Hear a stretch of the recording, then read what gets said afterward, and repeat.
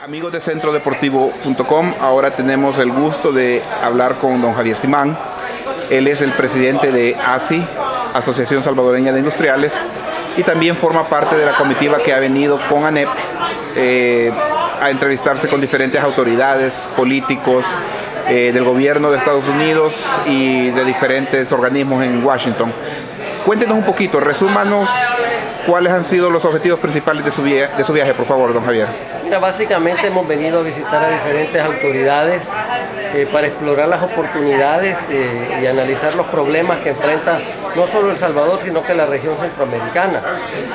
Como ustedes saben, Estados Unidos tiene el programa de Asocio para el Crecimiento, tiene el programa del Fomilenio también, que para nuestro país son muy importantes, y ahorita se está considerando el segundo compacto del Fomilenio que se pretende para desarrollar la zona costera, y es muy importante para el país pues que se logre eso, pero de nada sirve toda esa ayuda si no existe un clima de confianza, un clima de seguridad jurídica, de respeto a la institucionalidad, respeto a la Constitución, respeto a la democracia. Entonces, de la mano de todos esos proyectos tiene que ir también un desarrollo institucional de nuestro país, porque solo en un clima de confianza, solo en un Estado de Derecho, es donde los salvadoreños desarrollamos toda nuestra creatividad, nuestra laboriosidad y el espíritu emprendedor que caracteriza a todos los salvadoreños. Y lo comprobamos pues con todos los compatriotas aquí en los Estados Unidos, donde hay un clima de confianza, donde han podido desarrollar todas sus habilidades, todo su espíritu emprendedor, y de la misma manera quisiéramos que en El Salvador pudiéramos tener esas oportunidades para todos los salvadoreños. Y usted mencionó muchos elementos importantes: institucionalidad, respeto, la Constitución. ¿Cree que El Salvador en estos momentos no están dándose las condiciones para invertir y para los empresarios? Mira, El Salvador tiene grandes oportunidades que se están dejando pasar. Nos están comiendo el mandado, básicamente, porque estamos enfrascados en discusiones infértiles y porque estamos viendo pues nuestro sistema político y respetar la separación de poderes, y respetar la Constitución, y respetar la institucionalidad. Entonces estamos viendo que esas oportunidades que tenemos como país, esas oportunidades para cientos de miles de salvadoreños que pudieran ayudarnos a sacar de la pobreza a miles de compatriotas, se están desperdiciando precisamente porque no tenemos una institucionalidad fuerte. Dígame, entre los funcionarios con los que se reunieron esta semana o estos 4 días que han estado, algunos de los políticos, algunas de las personalidades con las que ustedes tuvieron reuniones, por favor. Mira, nos hemos reunido con tanques de pensamiento, nos hemos reunido con asociaciones de empresarios, nos hemos reunido con diferentes institutos que promueven la democracia, nos hemos reunido con senadores, con congresistas, básicamente para explorar las oportunidades, para explorar el segundo compacto del Fomilenio, para explorar lo que estamos viendo del Asocio para el Crecimiento, a dónde se puede mejorar. Y básicamente todos ellos preguntan qué pasa en El Salvador. Ellos preguntan qué pasa con la tregua, quieren saber si esa es una tregua entre las maras o si es un acuerdo con el gobierno, quieren entender algo que nosotros todavía no hemos entendido. Preguntan sobre la corrupción, preguntan sobre el pleito entre los diferentes poderes y la Asamblea Legislativa. En fin, todos ellos están interesados en nuestro país, y es importante pues darles las visiones del sector empresarial. Nos acompaña también sector laboral, nos acompañan otros sectores de la sociedad civil, y cada uno de ellos pues expresa su diferente punto de vista. No en todo estamos en total de acuerdo, pero eso es lo interesante de esta visita, que vienen personas con diferentes puntos de vista. Y básicamente no es una visita para defender ningún tema ideológico ni ningún tema partidario. Nosotros estamos aquí como país para aprovechar las oportunidades que tiene El Salvador.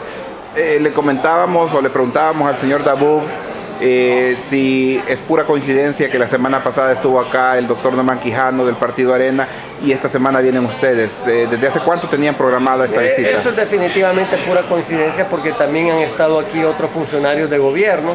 El presidente, acompañado con el ministro Munguía, estuvieron también. Una visita como esta tarda en realizarse hay que buscar las personas que pueden servir de contacto para las diferentes instituciones, para lograr a través de ellos las citas. No es fácil que nos den cita tan fácilmente.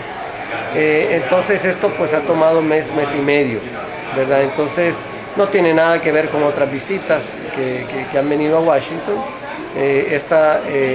Vienen para otros propósitos totalmente ajenos a política partidaria, sino que más bien buscando el interés de nación. Dígame un poco acerca de su relación con Henry Bonilla y la Cámara Salvadoreña Americana de acá de Washington. Tenemos entendido que mañana van a tener un desayuno en el que van a tener una conferencia. Mira, hemos tenido la oportunidad de acercamiento con la Cámara. Mis colegas de la Cámara de Comercio en El Salvador son los que trabajan más de cerca. Nosotros somos la Asociación de Industriales.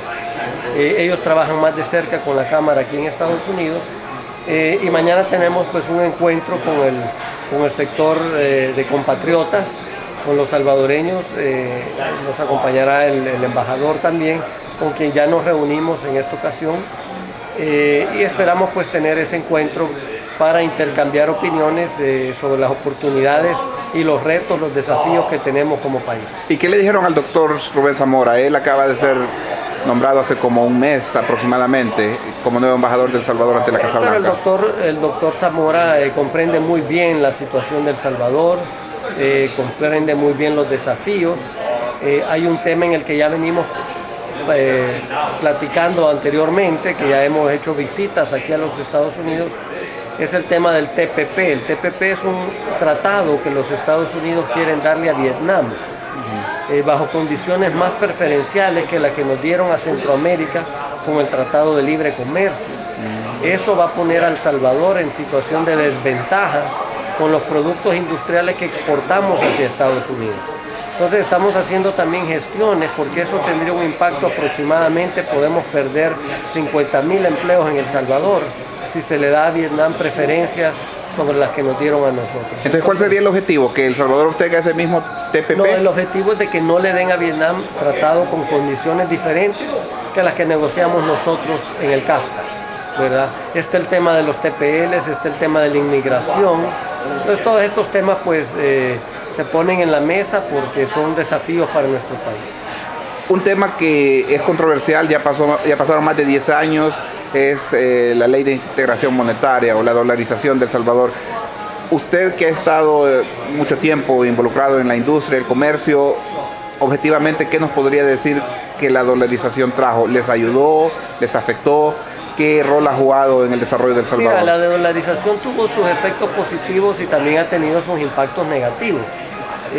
Lo que sentimos es que la dolarización se quedó corta porque no fue acompañada de otras políticas que hubieran capacitación, por ejemplo, capacitar a nuestra fuerza laboral para ser más competitiva, porque la dolarización hasta cierto punto afectó a la industria exportadora. Pero sí trajo cosas positivas. Por ejemplo, las tasas de interés en los préstamos bajaron desde el 18-24% a tasas del 6-10%. Es decir, que tenemos tasas de préstamos muy competitivas. Segundo y bastante importante es que se eliminó el riesgo cambiario, es decir, las monedas fluctúan y tú, si sos una empresa exportadora o importadora, terminas comprando moneda extranjera a precios diferentes.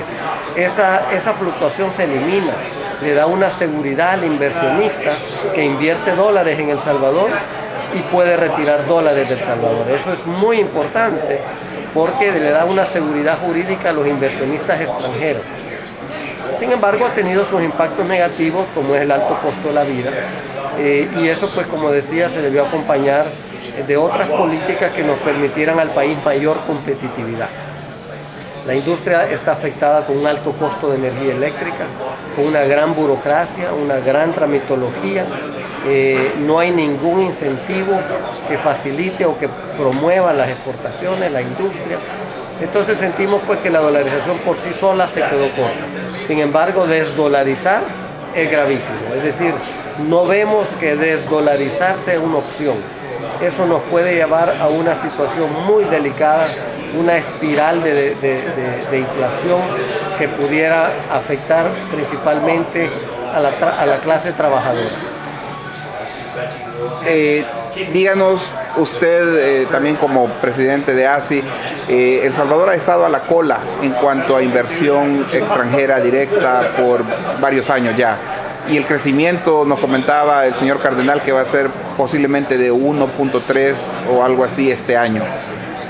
¿A qué cree usted que se deba ese bajo o ese pobre rendimiento económico? Mira, quiero decirte que la industria continúa invirtiendo en El Salvador. En los últimos casi 4 años que lleva este gobierno, la industria ha invertido 1.752 millones de dólares solo en maquinaria. O sea que la industria tiene que continuar invirtiendo para ser productiva y ser competitiva. No podemos quedarnos atrasados en tecnología. Sin embargo, los grandes proyectos de inversión no los estamos viendo y nosotros creemos que es por el clima de falta de seguridad que existe en el país. Y ahí también hablemos de la incertidumbre política. En nuestro país, cada vez que tenemos elecciones, se juega la democracia. Entonces los empresarios tienden a esperar a ver los resultados de las elecciones para decidir si van a invertir, porque tú tienes a grupos políticos que llevan años atacando al sector empresarial, que llevan años hablando de nacionalización, de confiscación, que llevan años sembrando el odio y la división de clases.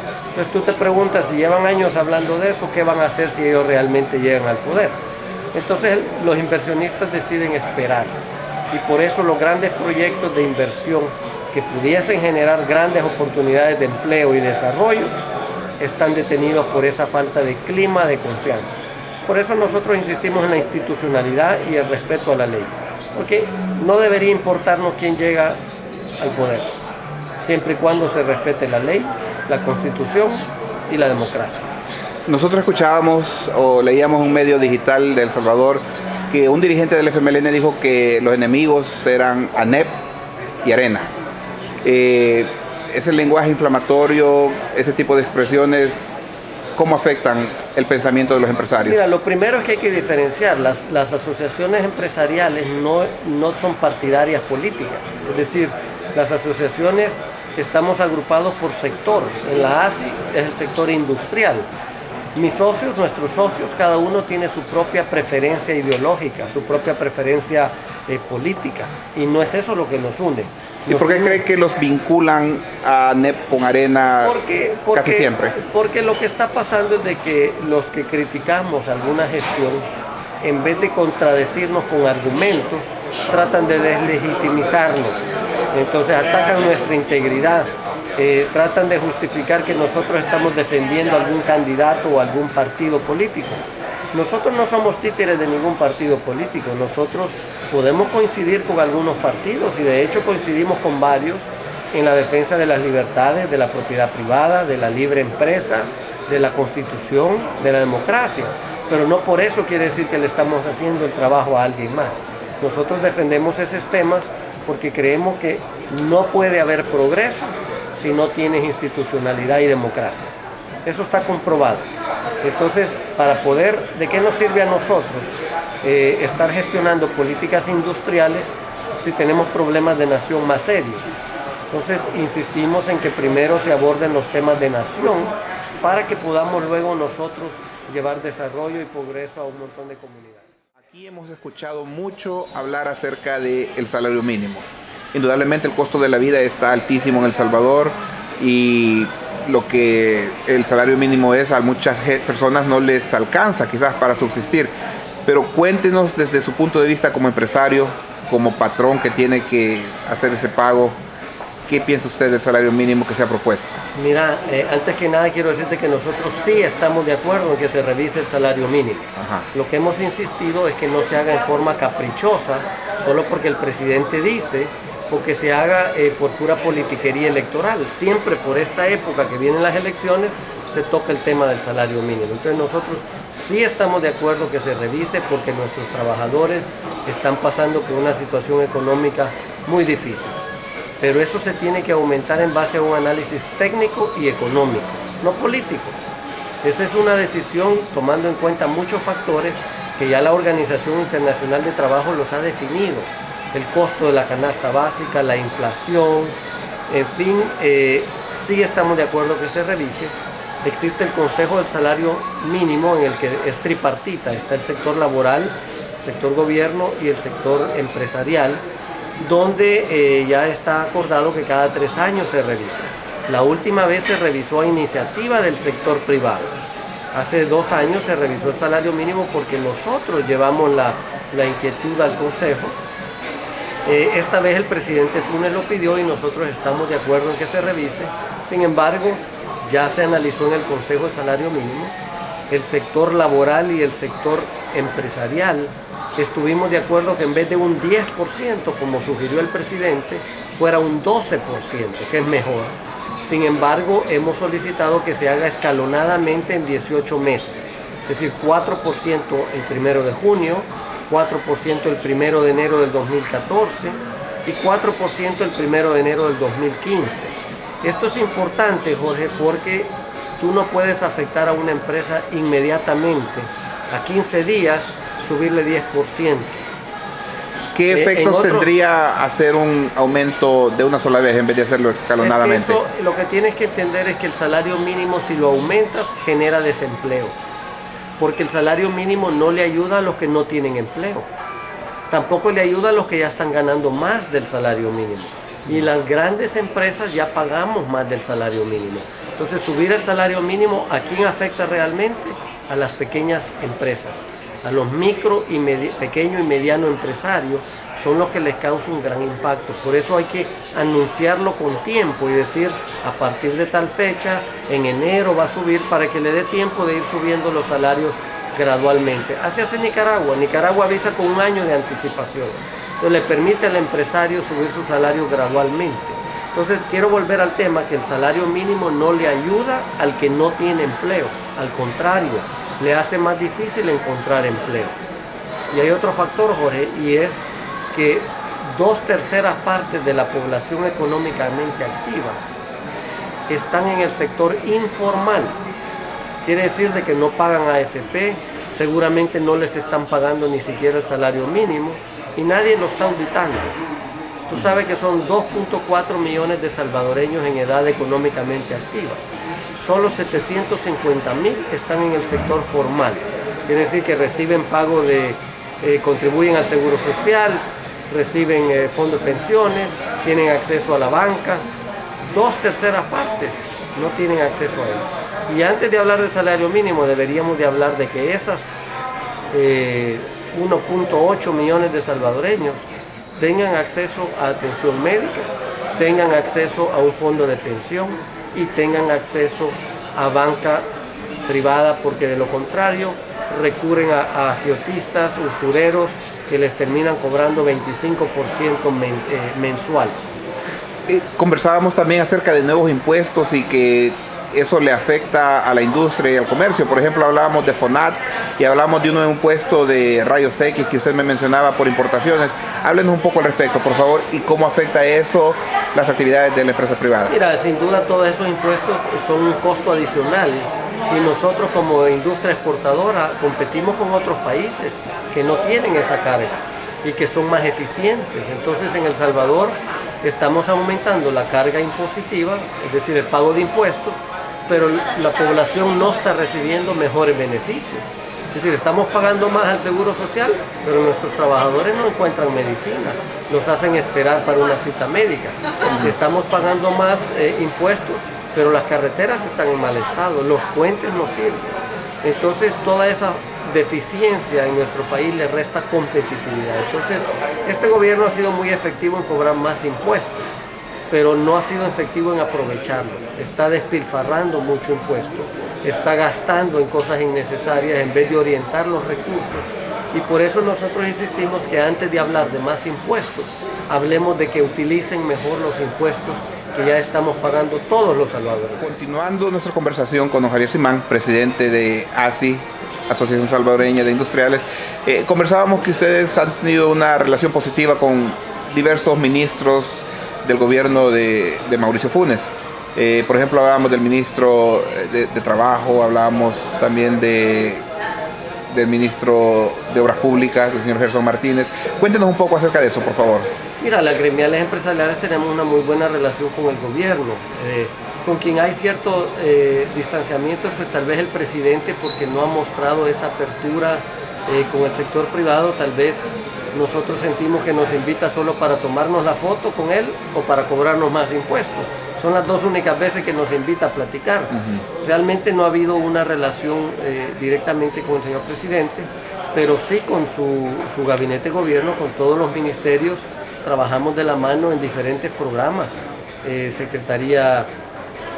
con Ministerio de Hacienda, Ministerio de Economía, tenemos con Ministerio de Trabajo, Ministerio de Obras Públicas, Viceministerio de Ciencia y Tecnología, en fin, con todas las instituciones de gobierno estamos trabajando en cualquiera de varios proyectos que tenemos, varias iniciativas. Sin embargo, sentimos pues de que a la hora de ejecutarlas sí ha habido mucho inconveniente, falta de coordinación de parte del gobierno, falta de ejecución, ¿verdad? Pero sin duda nosotros no podemos decir que tenemos mala relación, tenemos muy buena relación con los funcionarios. Sí, tal vez no ha habido una relación muy cercana con el señor presidente, a pesar pues, de nuestros muchos intentos de buscar un puente, especialmente para tratar los temas más serios de nación. Mire, y hablando de los impuestos, teníamos entendido que la devolución del IVA se había retrasado, también devolución de la renta para los contribuyentes. Sí, ese es un problema especialmente... Y queríamos saber cómo les impacta a ustedes. Mira, tiene un gran impacto la devolución de IVA en las empresas exportadoras, porque las empresas exportadoras pagan IVA en la compra de todos sus insumos, pero a la hora de exportar el IVA no se puede cobrar a una empresa extranjera. Entonces esas empresas por ley se les debe devolver el IVA en 45 días. Eso está tomando hasta 8 o 9 meses. Entonces esas empresas se descapitalizan, tienen que recurrir a préstamos para seguir operando cuando el gobierno les continúa debiendo. Otro problema que se nos está dando es los proveedores del gobierno, los que venden insumos al gobierno, están siendo retrasados en sus pagos. Es decir, el gobierno ha entrado en un retraso en sus pagos a sus proveedores, que son industrias asociadas a la ASI, que se están viendo en una situación muy apretada porque no han podido recuperar esos cobros al gobierno. Bueno, muchísimas gracias y realmente muy amable por todo el tiempo que nos ha dedicado en esta entrevista y como le dije anteriormente, éxitos en los objetivos que se trazaron para este viaje. Igualmente, Jorge, muchos éxitos aquí con la comunidad. Y quisiera ya para terminar permitirle a usted que si tiene algún mensaje que quisiera transmitirle a todos nuestros cibernautas, vamos a decir, porque estará esto en YouTube, que se sienta libre para expresárselo al ente de centrodeportivo.com. Mira, yo creo que es responsabilidad de todos nosotros como salvadoreños, tanto los que están dentro del Salvador como los que están fuera del Salvador, involucrarnos en lo que pasa en El Salvador. Hemos confiado en políticos que nos han defraudado, hemos confiado en políticas públicas que creímos que iban a traernos desarrollo y no han servido. Y ya es hora que los salvadoreños honrados alcemos nuestra voz y nos involucremos y denunciemos las extorsiones, denunciemos la corrupción, denunciemos la burocracia, todo lo que nos está impidiendo crecer como personas, como sociedad y como país. Bueno, muchísimas gracias y suerte en su viaje. A ustedes muchas gracias por acompañarnos.